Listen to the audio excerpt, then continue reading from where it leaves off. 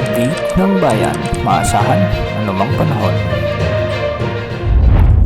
Magandang araw po sa ating lahat. Narito na ang pinakahuling update sa magiging lagay ng ating panahon sa mga oras na ito at sa mga susunod pang mga araw. Sa kasalukuyan ay LPA at Southwest Monsoon ang nakakaapekto sa ating bansa ngayon, kaya maraming lugar ang nakakaranas ng maulap na kalangitan na may mga kalat-kalat na pag-ulan.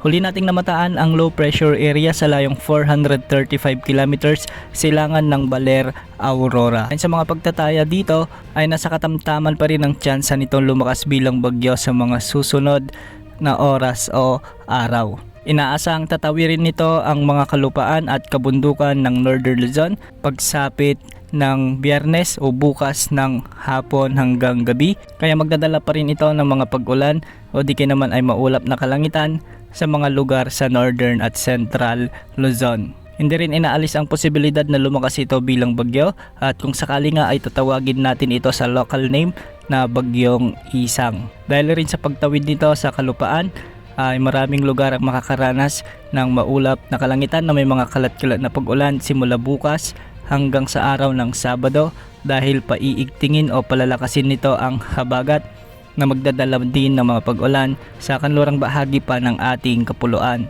Inaasahang lalakas pa ito bilang mas malakas na bagyo habang ito ay nasa karagatang sakop sa West Philippine Sea, patungo naman ito sa Southern China.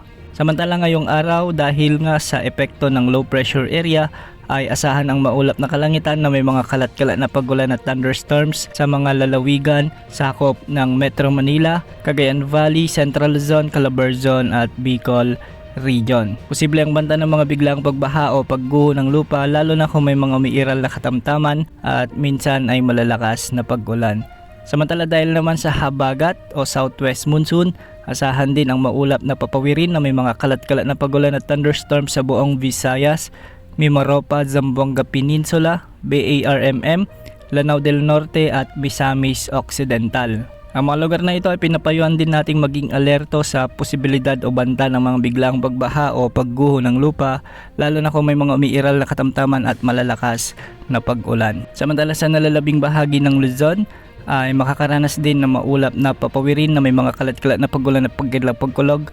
Dulot ito ng trough ng low pressure area. Kaya posible rin ang banta ng mga biglang pagbaha o pagguho ng lupa lalo na kung may mga katamtaman at minsan ay malalakas na pagbuhos ng ulan. Para naman sa nalalabing baybayin o para naman sa nalalabing bahagi ng Mindanao ay asahan naman ang bagyang maulap hanggang sa maulap na kalangitan na may mga isolated rain showers and thunderstorms.